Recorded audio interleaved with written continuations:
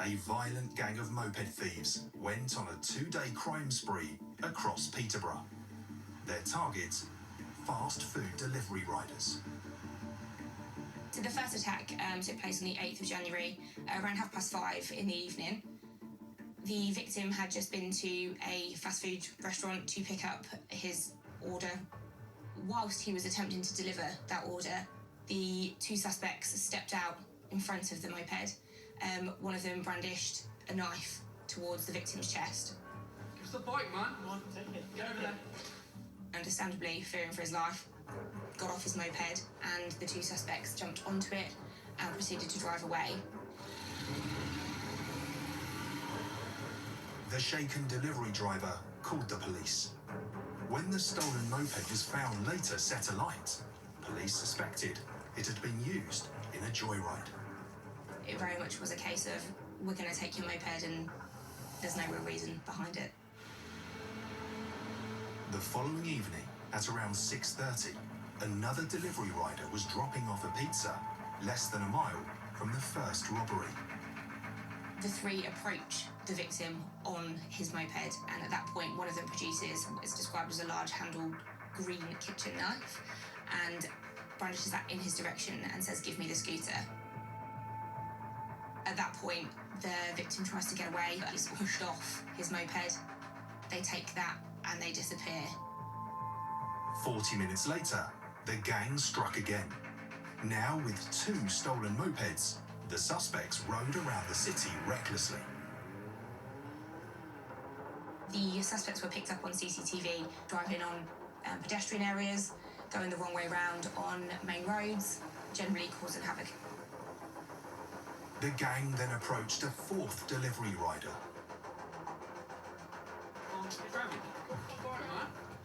Without any further warning, the suspect stabs the victim in the left thigh. He gets off his bike and at that point runs, understandably petrified, and the suspects follow him. But because he's got a newer moped, the keys go a further distance away from the bike and it cuts the engine. The suspects left empty-handed before attempting 2 more robberies that evening.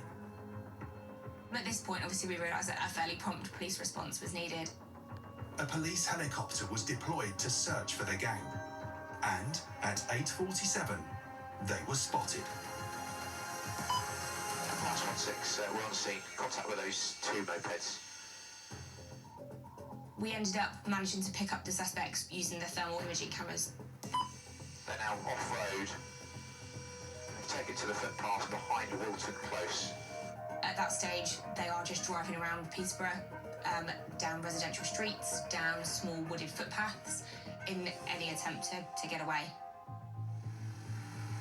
At some stage, you actually see them going the wrong way down a road, on the wrong side of the road, generally driving incredibly dangerously, driving in pedestrianised areas in the centre of town, clearly giving no thought to who or what damage they might cause.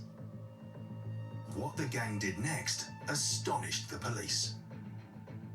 Last 16, it appears one of the pillion passengers possibly filming on their phone. These lads were playing up for social media, potentially playing up for their friends, the opinions of their peers. One pillion passenger got off to take a photograph of them. They're back on now. I think at one point they obviously realised that they'd been pursued and viewed by the helicopter with the thermal imaging. They've entered underneath the railway bridge and they're stationary. So they attempt to hide. When the gang realised their tactic wasn't working, they decided to split up.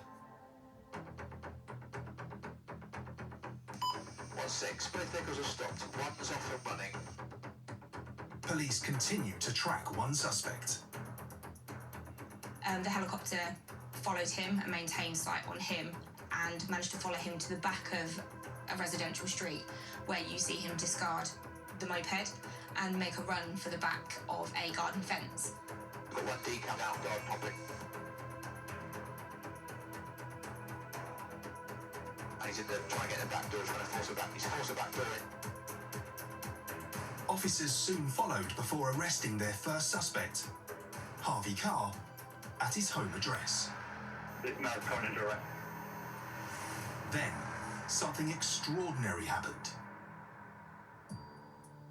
There was a knock at the front door. It appeared to be another one of the suspects who was fairly shocked at seeing a police officer answering the front door. He claimed he'd knocked on the door to ask for directions, but police weren't convinced. Hey, boss, can I come in quickly? There's a man at the front of your officers with him. Yeah, we're with him. He's lost. It didn't take too long for officers to actually realise, with communications from the helicopter and obviously other officers that had seen the lads on the mopeds driving around Peterborough city centre, actually, that was one of our suspects. Weston Haylock was arrested, but there was still one member of the gang on the run. A witness had noticed he had a distinctive tattoo on his cheek, and the following day, he was recognised on social media. Tyler Easterbrook was tracked down to the same house where his two accomplices had been arrested the night before. We turned up and Easterbrook was found hiding under a piece of insulation within the roof cavity. Once all three were in custody, detectives seized their phones and were amazed to find the gang had filmed and documented their entire crime spree.